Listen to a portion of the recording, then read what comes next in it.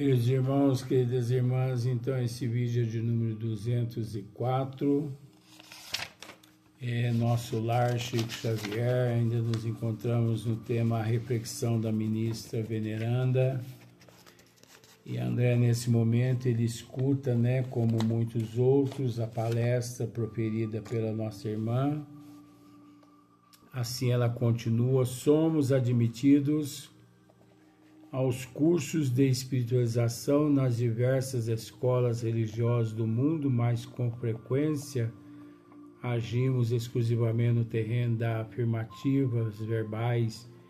Ninguém, todavia, atenderá ao dever apenas com palavras. Ensina a Bíblia que o próprio Senhor da vida não estacionou no verbo e continuou o trabalho criativo na ação, porque Deus trabalha, Jesus também trabalha. Então, se Deus trabalha, se Jesus trabalha, nós vamos ficar estacionados? Todos sabemos que o pensamento é força essencial, mas não admitimos nossa milenária viciação no desvio dessas forças. E é verdade. Todos sabemos que o pensamento é força essencial, mas não admitimos nossa milenária viciação no desvio dessa força.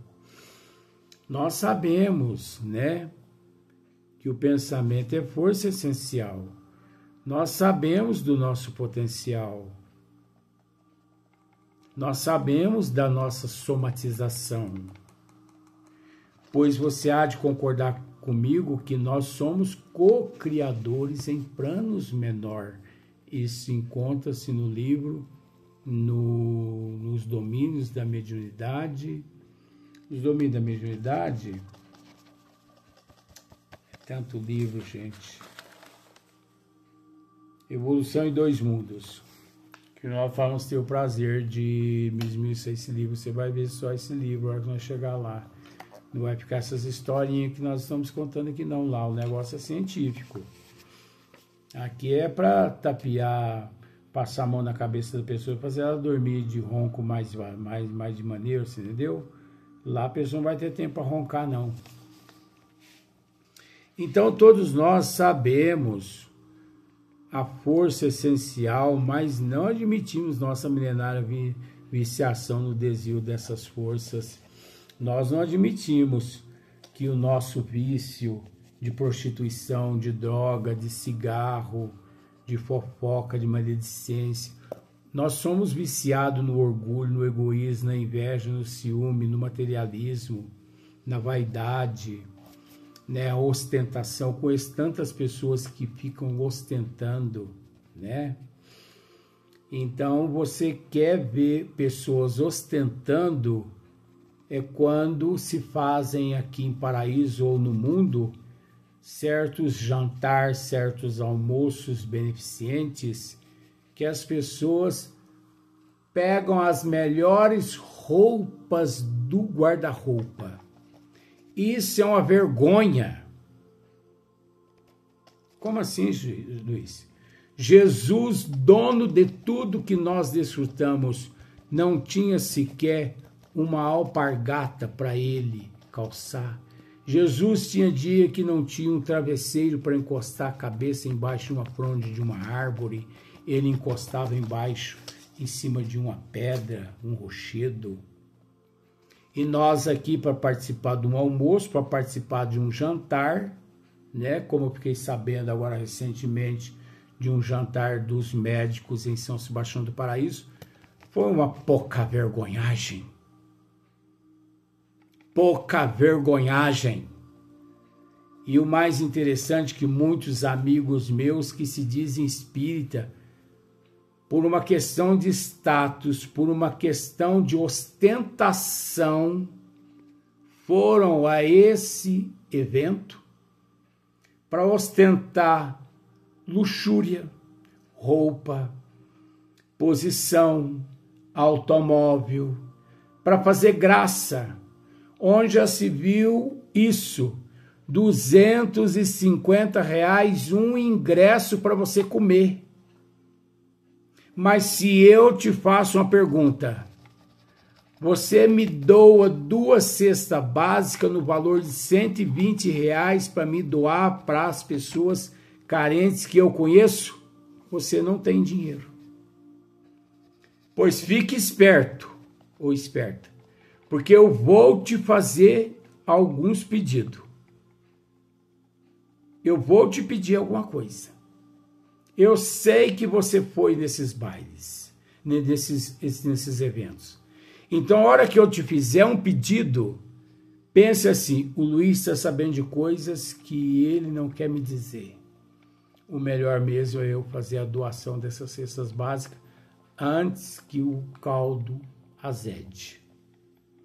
Porque se você tem dinheiro para pagar um almoço ou um jantar, não sei o que lá, 250 por pessoa, você não tem 120 para doar para uma cesta básica? Cria vergonha nessa tua cara, só. Cria vergonha nessa tua cara. Se pelo menos você não quer assumir responsabilidade e compromisso aqui nessa terra, pelo menos haja com dignidade para com você. Não minta para a tua consciência, porque você não estará mentindo para Deus e nem para mim. Você estará mentindo para você. Mas eu vou te testar. Eu vou te testar, porque eu sei quem foi nesse evento, num evento promovido pelos médicos aqui de Paraíso. E você vai me provar que você foi por ostentação. Você foi obrigado. Mentira. Ninguém vai obrigado a um evento. Como tem pessoas que dizem assim, eu casei obrigada. Mentira.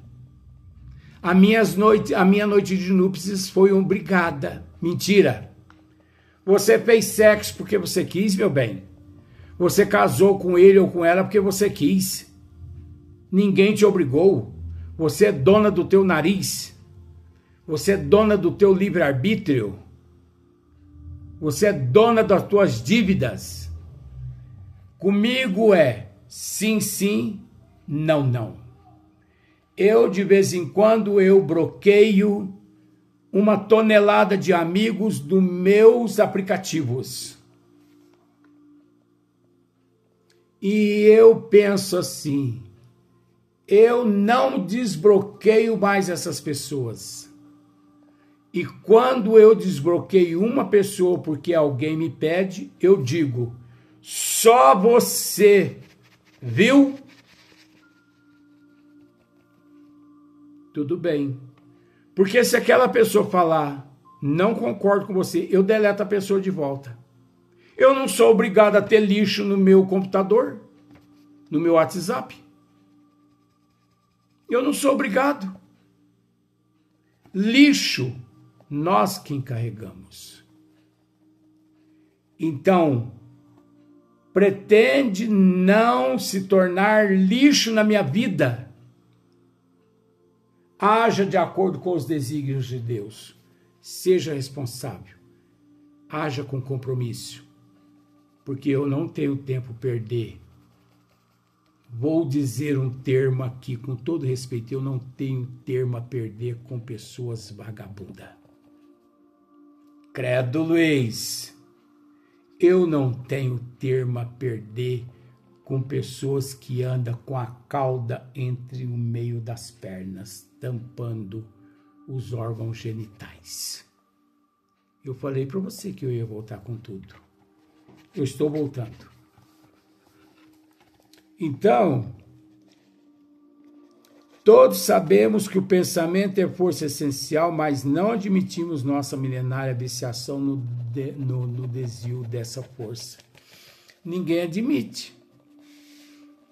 Ah, porque eu passei a fumar, porque meu pai me ensinou. Mentira. Você não prestava desde quando nasceu. Ah, eu aprendi a beber porque o meu pai me ensinou. Mentira. Você nasceu não prestando. Eu nasci roubando porque meu pai ensinou. Mentira. Você não prestava quando nasceu.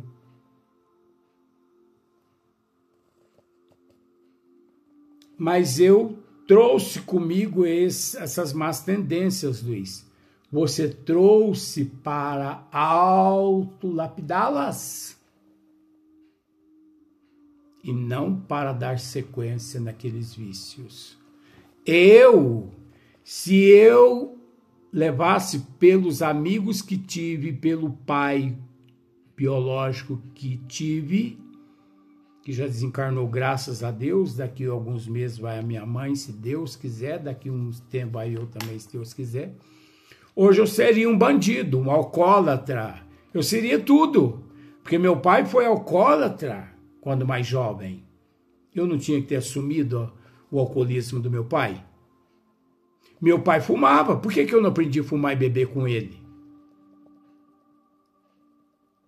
Por que eu não aprendi a beber e fumar droga com os meus amigos? Nunca pus essa porcaria na minha boca, não sou nada contra quem usa também. Isso é o espírito que presta. E às vezes a gente joga desculpa em outras pessoas para a gente tentar se livrar daquela culpa. Mas isso, Venerando está dizendo aqui, todos sabemos que o pensamento é força essencial, mas não admitimos nossa milenária viciação no desvio dessa força. Isso é uma questão milenária. Milenarmente nós regamos aquele canteirinho de cebola, de salsinha e de alface. Fulano acaba com essas verduras. Não, eu vou levar para outra existência. E se lá não tiver comida? Eu vou levar essa cebola, essa salsinha, essa couve, essa alface, esse repolho para lá. E aqui a gente traz com a gente, continua cultivando do mesmo jeito. Ora, e coisa sabida, que um homem é obrigado a alimentar os próprios filhos, mas nas mesmas condições, cada espírito é compelido a manter e nutrir as criações que lhes são peculiares. A manter e nutrir as criações que lhes são peculiares. Um dia, um amigo meu chegou e me disse assim: Luiz, você tem um dinheiro para mim comprar um pão com mussarela e presunto? Eu compro para você. Tudo bem, eu aceito. Eu não nego comida para ninguém, mas eu nego bebida. Aconteça o que acontecer, problema da pessoa, eu não pago bebida para ninguém. E já perdi algumas amizades por esse motivo, porque a pessoa sentada ali à mesa, paga para mim, não pago. Quer um pão, eu te dou. Mas um dia esse mesmo amigo chega e me pede: Luiz, eu quero ser franco com você. Eu preciso de um dinheiro hoje, não é para comer pão. Eu não estou com fome, mas eu estou com abstinência de cachaça. Eu peguei e falei para ele assim: meu amigo, sabe por que eu não tenho vício nenhum? Porque se eu tivesse algum vício, eu ia batalhar para me sustentar o meu vício. Então, se você tem os teus vícios, batalhe, lute para você sustentar os teus vícios, porque eu não sou obrigado a sustentar vício de ninguém. Rude, Luiz. Sim. Enérgico, Luiz. Com amor. Porque eu não vou ser aquele responsável por afundar ele mais na lama, em vez de orientá-lo a sair da lama. Eu não. Eu oriento a pessoa a sair. E outra coisa comigo. Eu sou daquelas pessoas, meu amigo, minha amiga, que eu tenho muito amor para dar. Mas eu aviso 1, 2, 3 vezes. Entrou no ouvido e saiu no outro da pessoa, eu viro as costas à pessoa. Aí você vai me dizer assim, mas então você é um anticristo. Eu concordo com você porque você não consegue raciocinar conforme eu raciocínio. Eu raciocino. Você já parou para pensar que Bezerra de Menezes e Euri Barçanufo, Deus e Jesus, os bons espíritos, não se detêm onde nós nos detemos na nossa ignorância?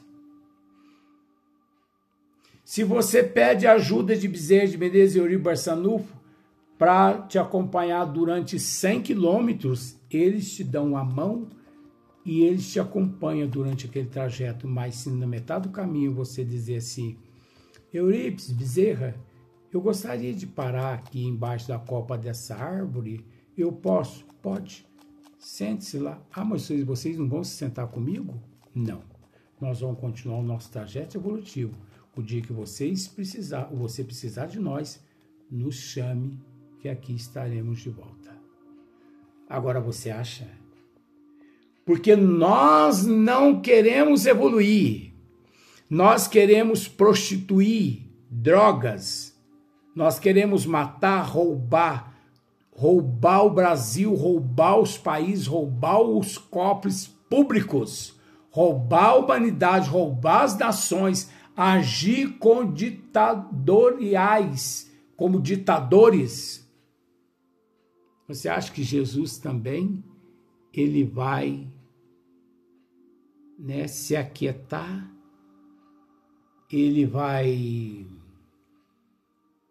ficar do nosso lado, ele vai passar a roubar, matar, usar droga igual nós aqui na Terra? Os bons espíritos, eles não se detêm onde nós nos detemos. Então eu não me detenho onde eu oriento as pessoas 3 vezes. 3 vezes. Não quis ouvir, problema é dela. E não minha. Às vezes a pessoa pode pensar que eu perdi a amizade com ela ou com ele. Não. Eu continuo distante orando pela pessoa. E o mais interessante é que a pessoa do outro lado continua pensando que eu estou obsidiado. Mas mal sabe que eu continuo na minha casa carregando ela nas costas. Porque se não fosse eu carregar ela nas costas mesmo sem ela saber, ela não estaria nem no corpo físico. Uma ideia criminosa produzirá gerações mentais da mesma natureza. Um princípio elevado obedecerá à mesma lei. Recorramos a símbolos mais simples. Após elevar-se às alturas, a água volta purificada, vinculando vigorosos fluidos vitais, no orgulho protetor ou na chuva benéfica, conservamos lá com os detritos da terra e falaremos habitação de micróbios destruidores. O pensamento é força viva em toda parte, é atmosferas criadoras que envolvem o Pai e o Filho, a causa e o efeito. No lar universal, nele transformam-se homens em anjos a caminho do céu ou se fazem gênios diabólicos a caminho do inferno. Aprenda em você a importância disso, amigo. Certo, nas mentes envolvidas entre os desencarnados e encarnados, basta o intercâmbio mental. Sem necessidade das forças. E é justo destacar que o pensamento em si é a base de todas as mensagens silenciosas da vida, da ideia. Nos maravilhosos planos da instituição entre os seres de toda a espécie, dentro desse princípio, o espírito que haja vivido exclusivamente em França poderá comunicar-se no Brasil, pensamentos a pensamentos, prescindindo de forma verbalística especial, que nesse caso será sempre a do receptor. Mas isso também exige a afinidade pura. Não estamos, porém, nas esferas de absoluta pureza mental, onde todas as circunstâncias têm afinidade entre si. Afinamos-nos com os outros em núcleos insulados e somos compelidos a prosseguir nas construções transitórias da Terra, a fim de regressar aos círculos planetários com maior bagagem evolutiva. Esse é o objetivo, retornar com maiores bagagens evolutivas. Nosso lar, portanto, como cidade espiritual de transição, é uma bênção e nos concedida por acréscimo de misericórdia, para que alguns poucos se preparem à ascensão e para que a maioria volte à Terra em serviços redentores. Compreendamos a grandiosidade das leis do pensamento e submetamos-nos a elas. Desde hoje, depois de longa pausa, a ministra sorriu para os auditórios e perguntou: quem deseja aproveitar?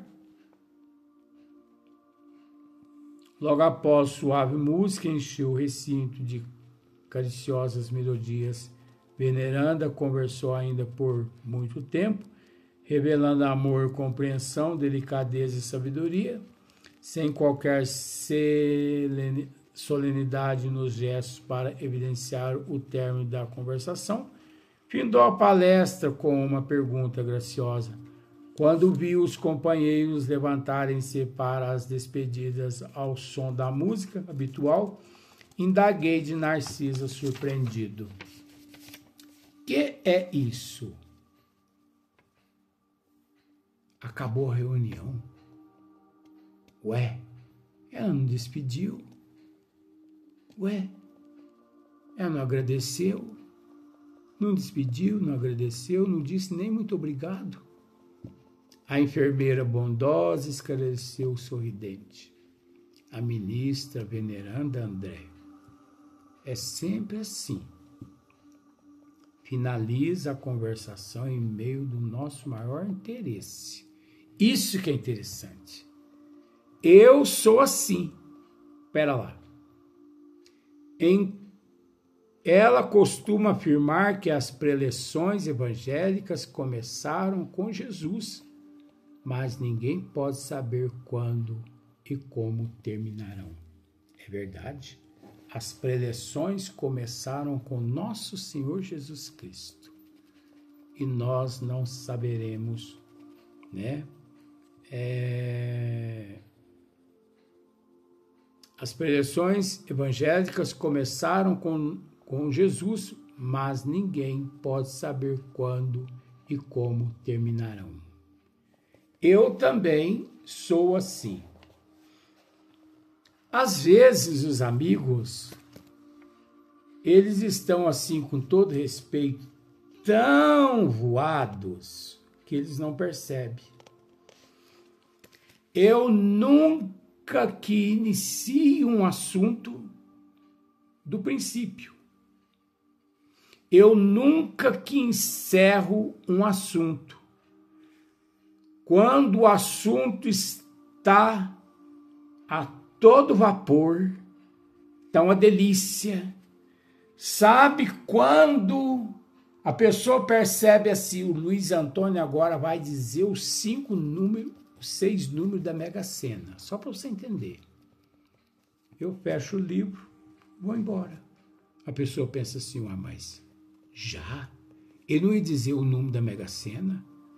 Mas ele é assim mesmo. Ele tem sempre uma carta na manga. Mas ele começou, eu não entendi nada. Ele estava tratando de um assunto, porque eu sou assim. Eu começo a tratar um assunto e já pulo para um outro assunto. Porque, veja bem, olha a minha tática. Eu me encontro em meio a 5 pessoas. E me é dada a oportunidade de proferir um assunto Só que quando chega a mim o assunto, eu percebo que as pessoas não estão preparadas para ouvir aquele assunto.